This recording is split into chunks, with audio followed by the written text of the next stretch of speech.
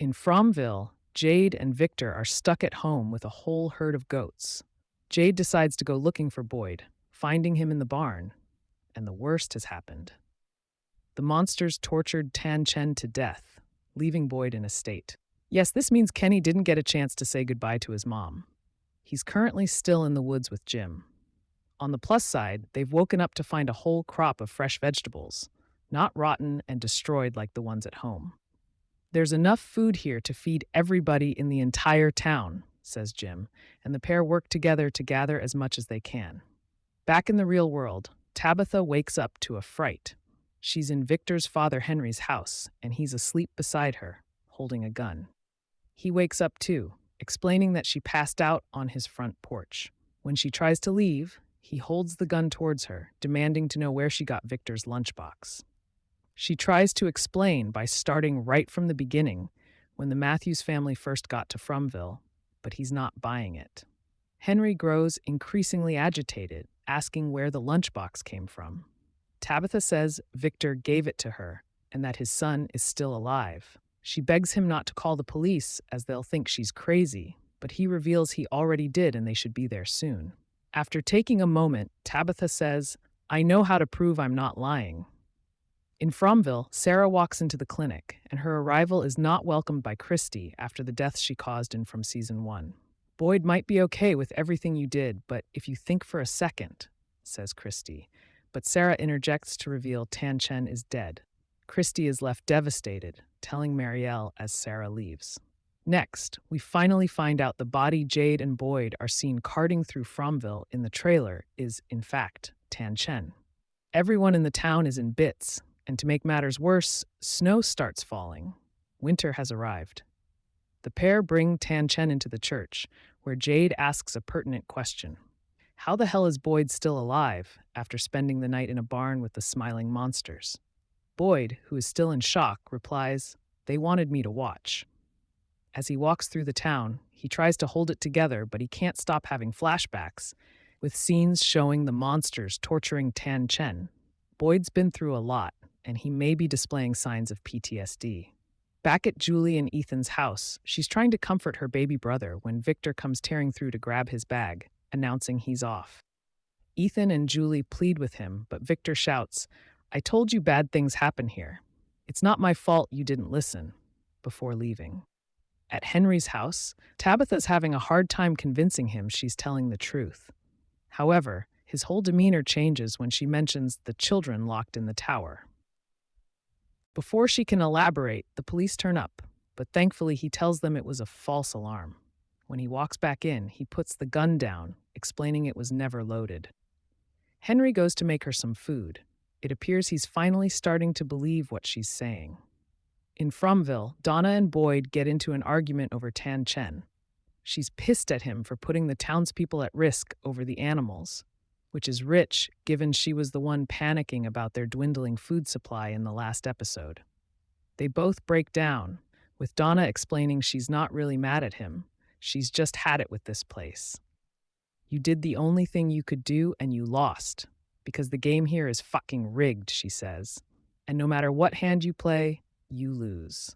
Things aren't looking much better over at Colony House. Fatima is still vomiting nonstop, and Ellis wants to take her to see Christy. She insists she's fine, but her mind is changed when a tooth falls out. When they arrive at the clinic, Christy's gone out, so Marielle agrees to check her out instead. Christy, meanwhile, finds Boyd and comforts him, telling him it's not his fault what happened to Tan Chen and reminding him of how much good he's done for the town. Their heartwarming moment doesn't last long, as Kenny and Jim return with a whole stash of fresh produce. They're excited until they notice the dour mood and the blood on Boyd's shirt. Although Boyd tries to pull Kenny aside, he refuses to accept the reality that his mom is gone. He starts shouting for her from outside their house before walking off. Christy follows him into the diner, where he paces and tries to hold himself together. He says he's fine, but he's clearly not, and understandably so. Just as we had feared in the From Season 3 premiere, Kenny never even got a chance to say goodbye. Back at the clinic, Marielle is proving herself to be impeccable at her job.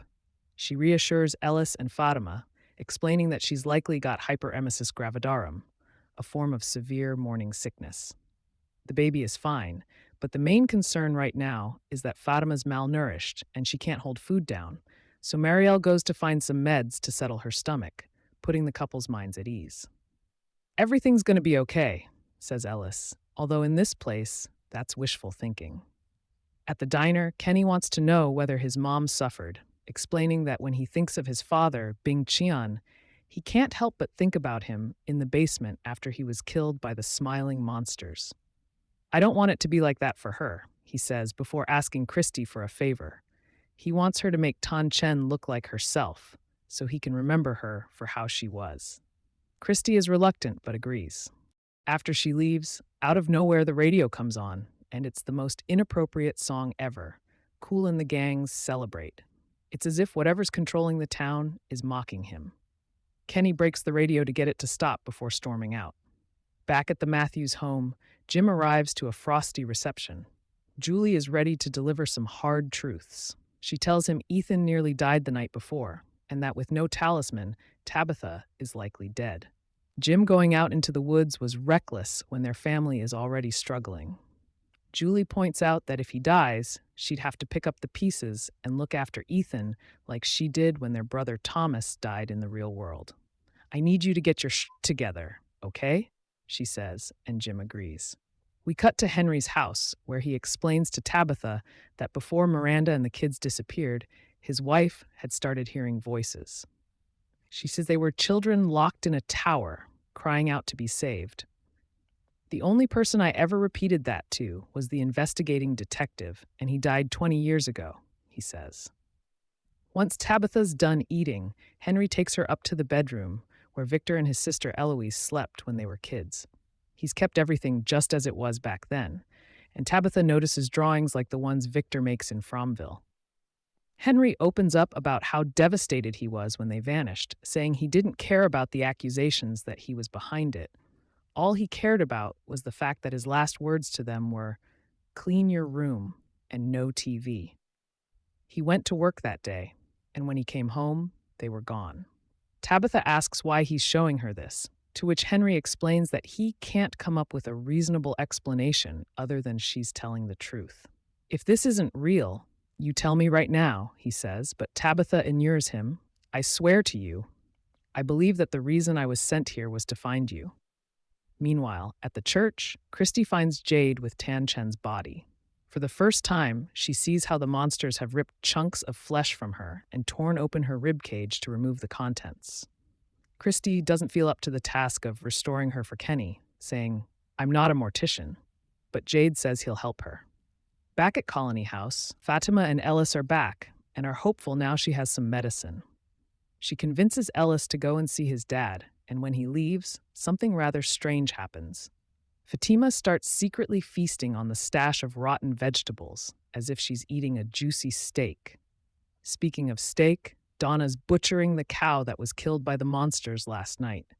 Ethan comes looking for Victor, and Donna notices how sad he seems after everything that's happened. Although she tries cheering him up, he leaves in a somber mood. Elsewhere, Christy and Jade are cleaning up Tan Chen's body when Sarah walks in to give them her favorite dress.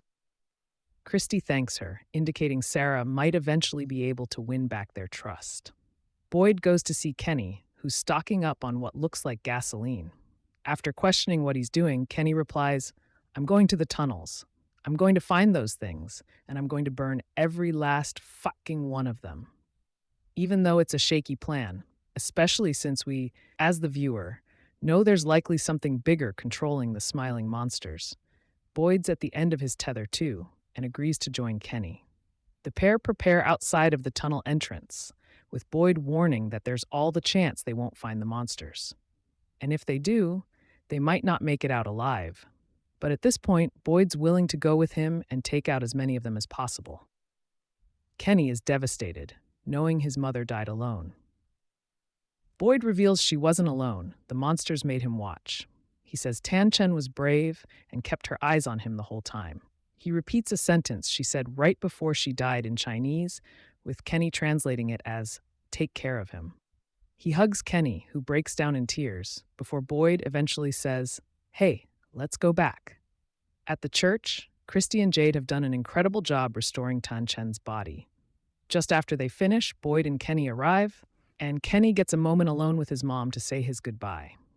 Meanwhile, Julie heads over to Sarah to thank her for saving her and Ethan last night. Julie admits she's scared after the music box incident. She's worried this place is now in her head, and she doesn't want to end up hurting people like Sarah did. Sarah offers Julie a listening ear if she ever wants to talk. The scene cuts to the real world, where Henry's taking Tabitha to the basement to explain when Miranda started hearing voices. See, he and Miranda were hippies back in the day, but when she got pregnant, they decided to quit the drugs and drinking. However, years later, Miranda thought they should take a trip down memory lane for Henry's 35th birthday. They left the kids with their grandparents and took a hit of LSD each for old time's sake. That's when the voices started. When she started seeing things, Henry explains. She painted everything she saw. Tabitha is shocked to see paintings of Fromville, from the faraway trees and the Onkui kids to the diner and the church. Henry describes exactly what Miranda was saying she saw before she disappeared, and it's a perfect summary of the town. She said she'd been chosen and that it was a place that was everywhere, but you couldn't find it if you tried, he explains. Somewhere you could stumble into from anywhere, but never find a way to leave. Alongside Henry's narration, we see scenes of the town attending Tan Chen's funeral. She said there were people there, people who were lost and afraid, who found themselves living inside a nightmare that they couldn't escape, fighting a battle they knew they couldn't win, he adds. She said they were holding on to hope, and when that hope was gone, they held on to each other. It all sounded like riddles, gibberish. She said that of all the people who would find their way to this place, she was the one who had been chosen to free the children. But she wasn't the first. Others were chosen before her. She could see each and every one, and all of them had failed. None of them had ever set the children free, and none of them had ever gone home. If you've seen the children, if they've called to you, I guess you've been chosen now too. So, how did you get out? Tabitha's only half listening as she takes in all of the paintings, finally honing in on one that's caught her eye, the boy in white. Following the funeral, Boyd is clearly agitated. Ellis asks him if he's okay, to which Boyd explains that he's not, and he wants help with something tomorrow. Yeah, all right, with what? Ellis asks. We're going to catch one of these fucking things, Boyd replies. In the final sequence of from Season 3, Episode 2, the Matthews head home, but Ethan and Julie decide to go and check on the animals before the sun sets. This leaves Jim alone in the house, where an unexpected twist arrives. He gets a call on their home phone. When he answers it, a boy's voice on the other end says, "Dad, it's Thomas." Now, this is obviously shocking, but what exactly could it mean?